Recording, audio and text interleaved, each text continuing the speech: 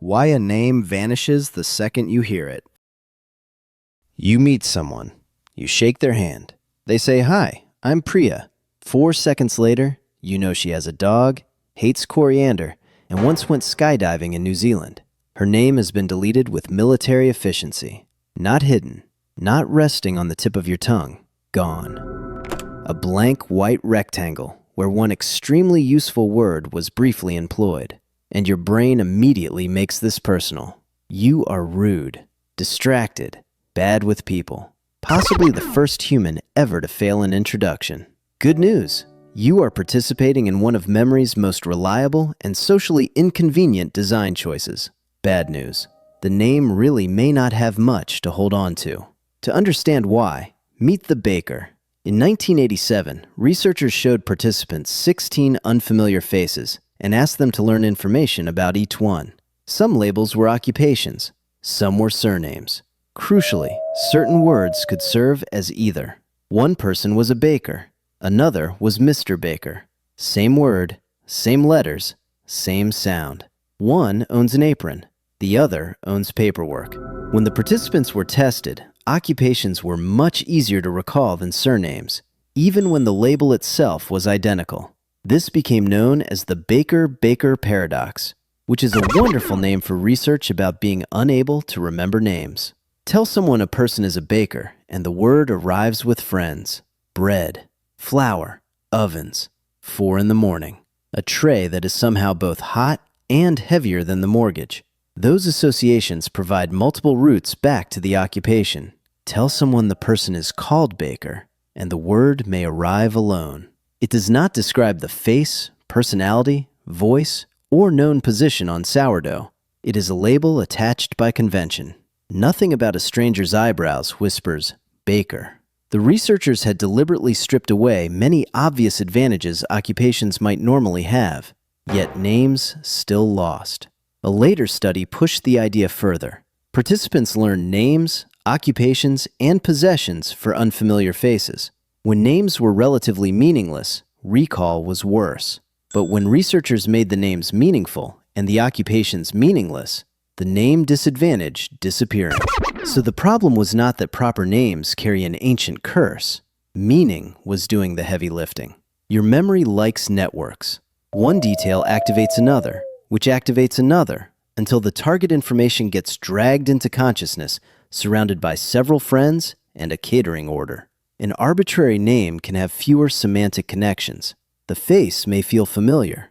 The conversation may be familiar.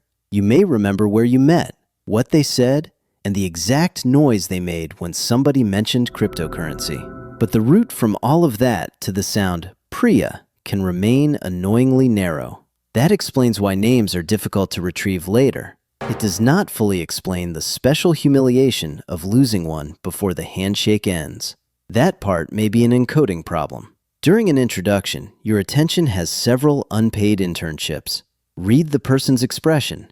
Return the correct amount of eye contact. Prepare your own name. Decide whether the handshake is ending.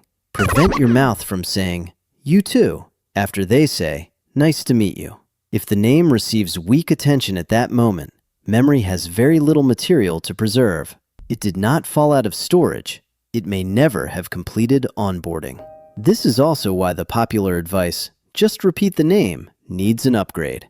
Repeating it once aloud can make you attend to it. Quietly chanting, "Priya, Priya, Priya," may keep the sound active for a moment, but repetition alone does not guarantee a durable connection to the correct person. The better supported move is retrieval. Hear the name. Let a little time pass. Then try to bring it back before you are forced to use it.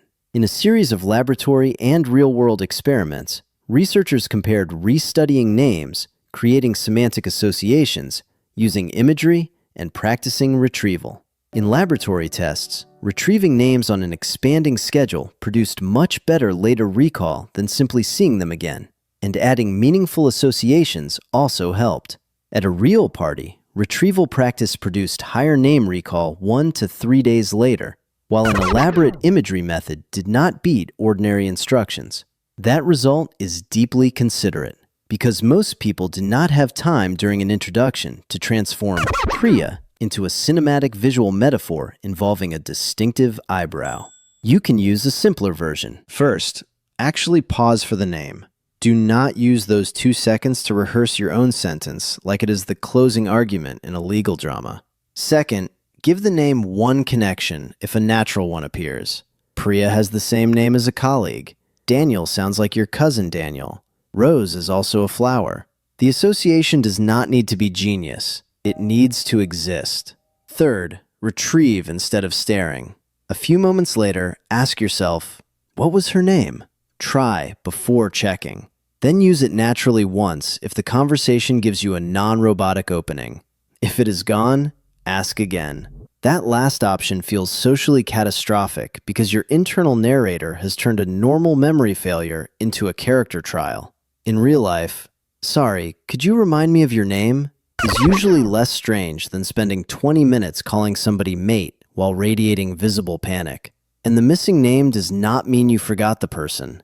That is the most important bit. You can remember their laugh, their dog, their coriander vendetta, and the skydiving story that has now entered its third act. Those details form a rich web of identity. The name is one narrow label attached to the edge.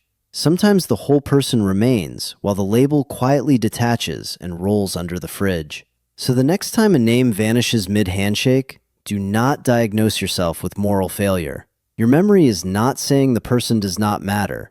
It is saying that arbitrary labels are difficult, introductions are busy, and this particular word arrived with no friends. Pause. Add meaning. Retrieve it once. Ask again if necessary. You did not forget Priya. You remembered the entire character and temporarily lost the file name. Subscribe, and we will keep investigating the tiny design flaws that make a brilliant brain look socially unprepared. Next time, we may even remember what the channel is called.